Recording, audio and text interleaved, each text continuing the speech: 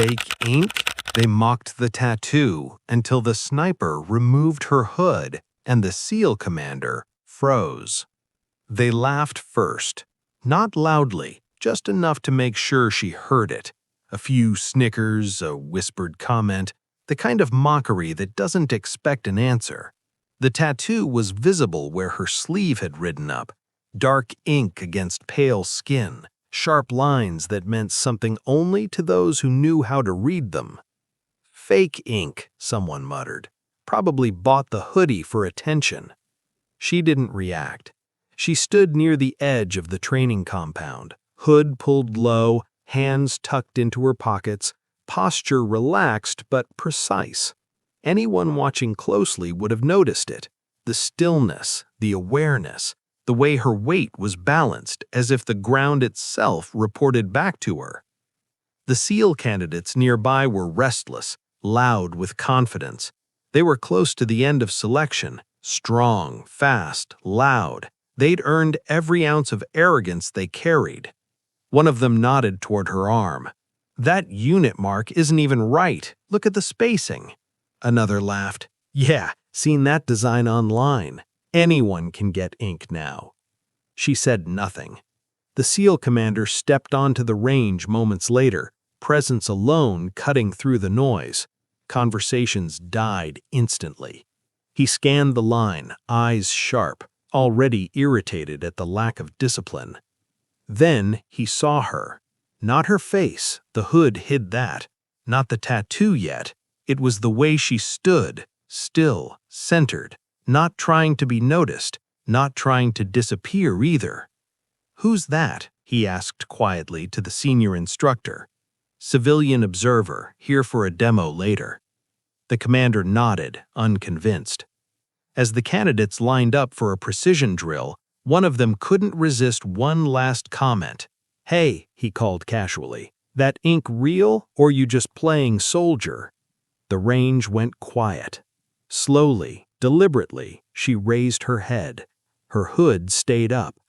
"Does it matter?" she asked calmly. The candidate smirked. "Matters if you're wearing it without earning it." That's when the commander stepped forward. "Enough." His voice carried authority, but curiosity edged into it now. His eyes locked on the tattoo again. Something about it bothered him. Not the design, but the wear. Ink faded in places that only happened with time, with movement, with scars. "Remove the hood," he ordered. She didn't hesitate. She pulled it back. The commander froze. Not metaphorically, literally. His breath caught. His spine went rigid. His hand twitched once at his side, a reflex burned in by years of recognition. Her face was calm, older than the candidates, harder, eyes steady, unreadable, carrying a depth the room couldn't swallow. The commander stepped closer, slowly. "That can't be—" His voice dropped. "Falcon?" She met his gaze. "Still flying, sir." The room felt like it had tilted. The commander snapped to attention and saluted. Every SEAL candidate stared in disbelief. She returned the salute, crisp and perfect. The commander exhaled. "You were listed KIA." "Classified correction," she replied evenly. He looked at the candidates. "You're looking at the reason half our operational doctrine changed 8 years ago." Silence crushed the range. The commander gestured to her arm. "That tattoo isn't ink, it's history." One candidate swallowed hard. "Sir, she outranks—" "Yes," the commander cut in, "everyone here." She pulled the hood back up, turning away. "Didn't come for recognition, just wanted to see if the standard survived." The commander watched her walk off, voice quiet but firm. "It has, barely." No one laughed again, and no one ever called that tattoo fake after witnessing what real service looks like when it finally steps out of the shadows. The range stayed silent long after she disappeared beyond the concrete barrier. No one moved. No one spoke. The wind brushed across the gravel, carrying the smell of burned powder and embarrassment. The commander finally lowered his salute. "Stand down," he said quietly. The candidates obeyed instantly, but the arrogance was gone. Shoulders that had been squared with confidence now sat heavier, weighed down by realization. The instructor cleared his throat. "Sir, was that really?" "Yes," the commander replied, "and you will not speak her call sign unless you earn the right." One candidate stared at the ground. "We didn't know."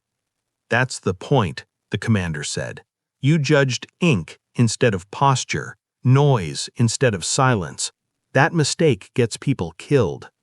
He turned back toward the range. "Every one of you thought strength announces itself. It doesn't. It waits."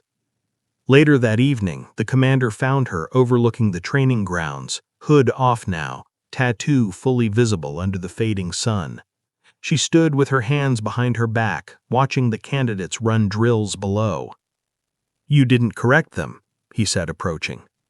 "They needed to correct themselves." He nodded. "They will. Today changed them." She looked at him. "Good. That's why I came." He hesitated. "You could have stayed hidden." "I did, for years, but standards slip when legends turn into stories instead of warnings." The commander exhaled. "You scared them." She allowed the faintest smile. "No, I reminded them." Below, a candidate stumbled, then got back up without complaint. No cheering, no swagger, just work. The commander followed her gaze. "They'll remember this longer than any lecture." She pulled her hood back up. "They should. Lives depend on it." Before leaving, she paused.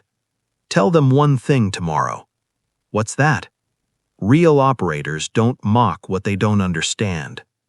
The next morning, the commander addressed the class.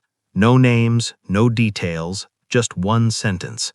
"Yesterday, you met the standard. Decide if you're worthy of chasing it." And from that day on, no one on that range ever laughed at a tattoo again.